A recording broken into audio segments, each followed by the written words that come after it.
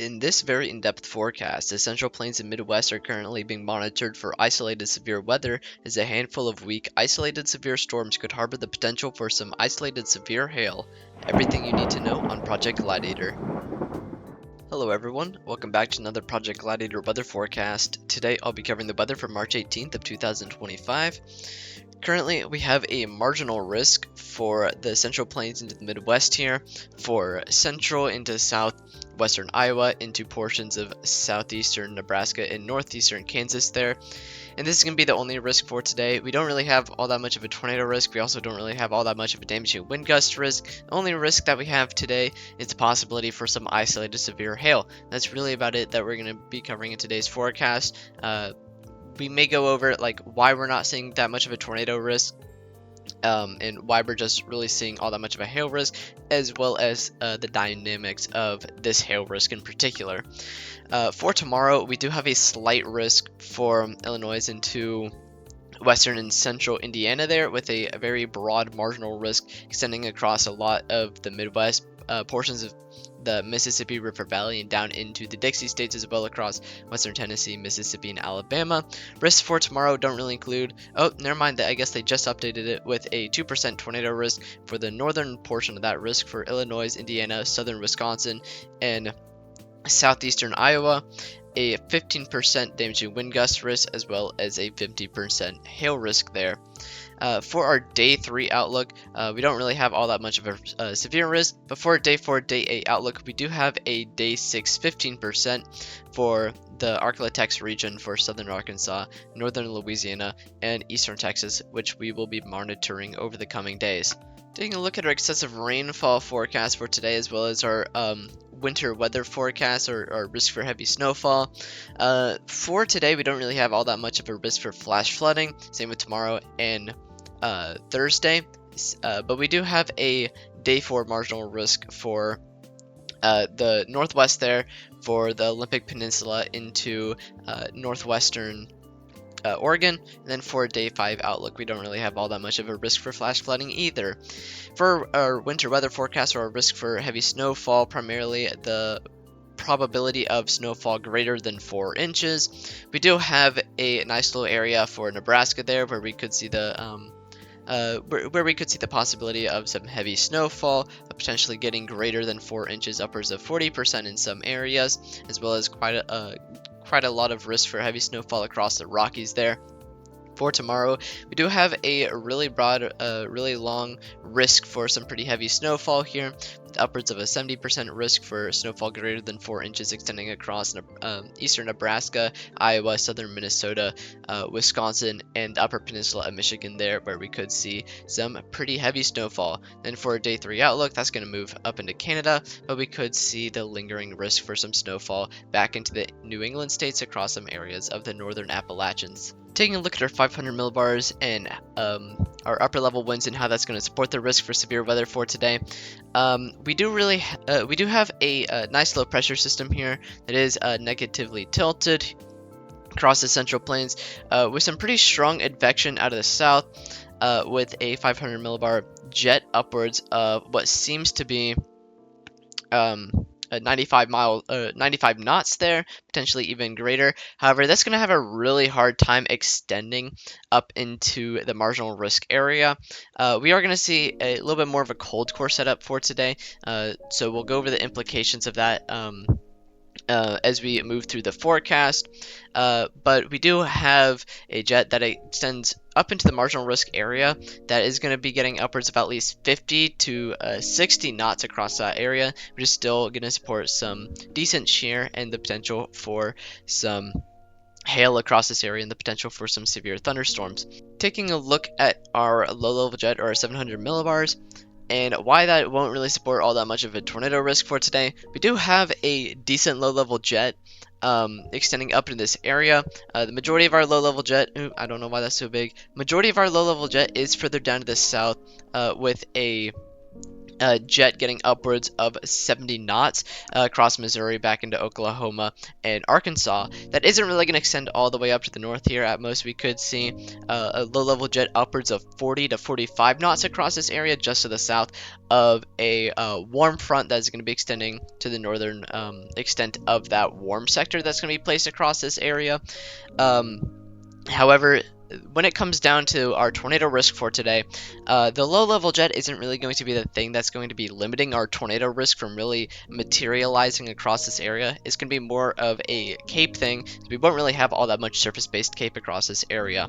Taking a look at our 200 millibars and how that's going to affect our risk for hail across this area, specifically our speed shear across this area, we do have some really strong, really broad, really nice 200 millibar flow here at our 200 millibars, with a jet that's going to be extending across this area that's potentially going to be getting upwards of 95 to even 100 knots, which is definitely going to support some nice speed shear, especially in the upper levels, and support that risk for hail across this area.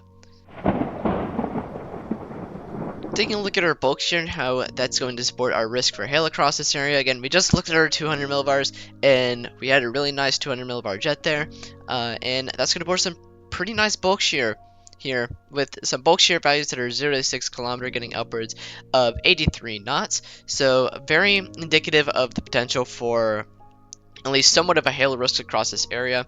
However, the majority of our hail risk is going to be limited by our moisture, which is going to in turn be limiting our instability. So our risk for severe weather today is going to be a lot more limited by our instability as a result of our moisture and a couple of other factors than really all that much support. Taking a look at our temperature and how that's going to affect our instability across this area and in turn our risk for severe thunderstorms.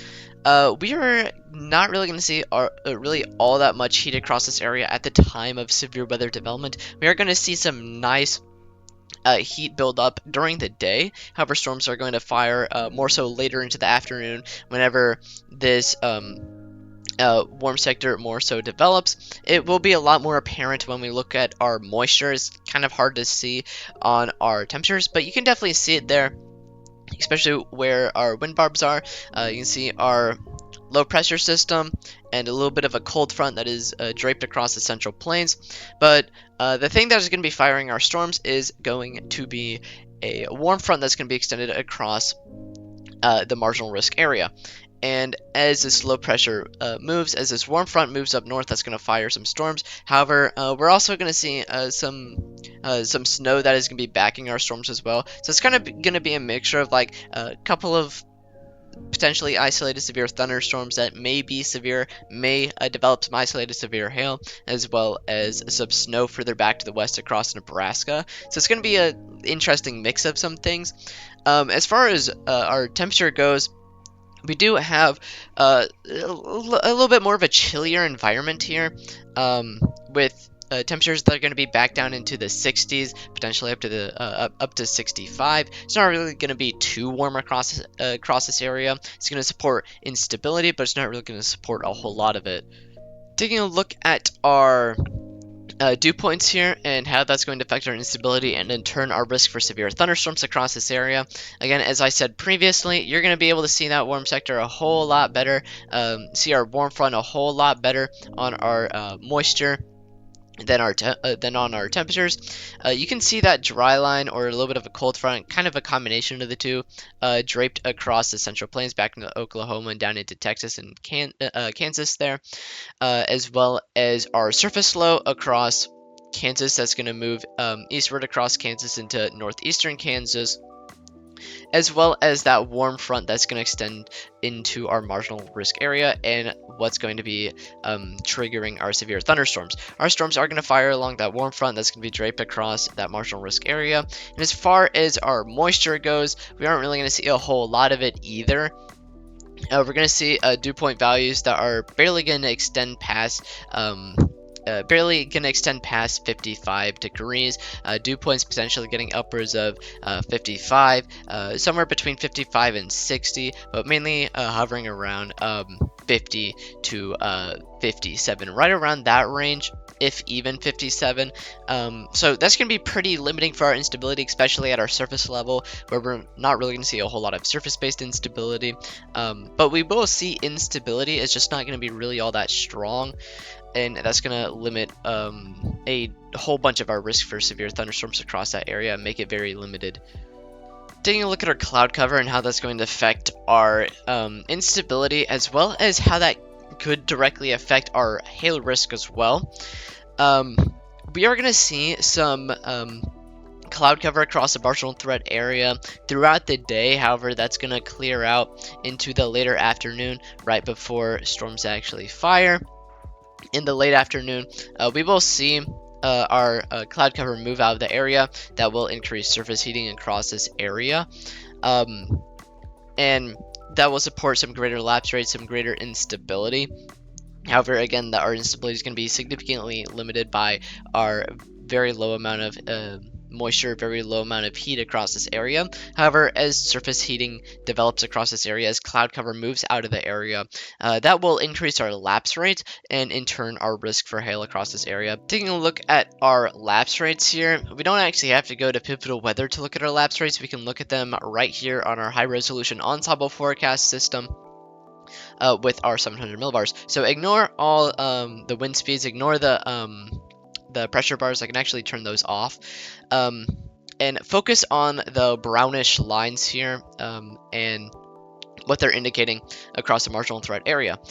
We do have lapse rates that do appear to be getting upwards of 8, potentially even 9 across this area. Again, our high resolution ensemble forecast system is a significantly more conservative model. So it could either be higher or lower than what our high resolution ensemble forecast system is indicating. However, we do have some pretty decent lapse rates across this area, some pretty strong lapse rates across this area that is going to assist in that hail risk quite a lot. As well, lapse rates does for our hail risk, as hail needs it to be colder higher up in the atmosphere for it to really develop.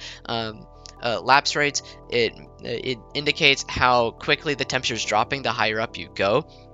So if we can get a strong updraft to develop across this area with whatever instability that we have, that could suspend hail in a area that's going to be a lot colder, a lot closer down to the surface. And because updrafts may not be all that strong, because we don't really have all that much instability across this area that we'll look at after lapse rates are definitely going to be pretty substantial for a hail risk, especially with the lack of strong instability across this area. Taking a look at our instability overall, not necessarily our surface-based cape, but how that's going to affect our risk for severe thunderstorms, how that's going to fuel our severe thunderstorms that may develop across this area.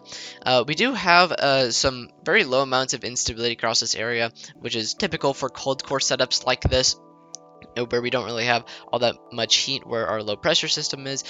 We typically see lower moisture with cold core setups, and in turn lower overall instability across this area. And that's what we're going to see here. We're not really going to see a whole lot of instability, but it's definitely going to be sufficient for some isolated severe thunderstorms across this area and the potential for some isolated hail, especially with the parameters that we've looked at so far. We are going to see some instability that is going to be getting upwards of 500, potentially 750 joules per kilogram across this area, and maybe even some isolated 1000 joules per kilogram across this area, as that's what our HRRR was indicating. Again, this is our high resolution ensemble forecast system, so it's a little bit more conservative, but we are going to see some decent instability across this area, some pretty weak instability across this area, but decent enough for some severe storms and the potential for some isolated hail across this area. Taking a look at our surface-based cape as well as our convective inhibition and how those two are going to affect our risk for severe thunderstorms, as well as namely our tornado potential across this area. Surface-based cape allows for surface-based storms. We aren't really going to see a whole lot of surface-based cape across this area, meaning that updrafts aren't really going to be surface-based, and our updraft or our surface-based cape has a really hard time extending up to where our warm front is indicated to be. We also have quite a lot of convective inhibition across this area as a result of a elevated mixed layer that's going to be put in place across this area. So that's really going to limit our our updrafts quite a lot, they're not really going to be surface-based, and thus we won't really see surface-based storms, and in turn, we won't really see all that much of a risk for tornadoes across this area. Now that I've told you the weather, please go down to the description and check out the socials for Project Gladiator and join the Discord for any updates on Project Gladiator. If you live in any of the areas I covered for today, please stay weather alert. And if you have any questions, make sure to leave a comment. I do respond to them, and hopefully I'll be able to see you guys tomorrow with another forecast.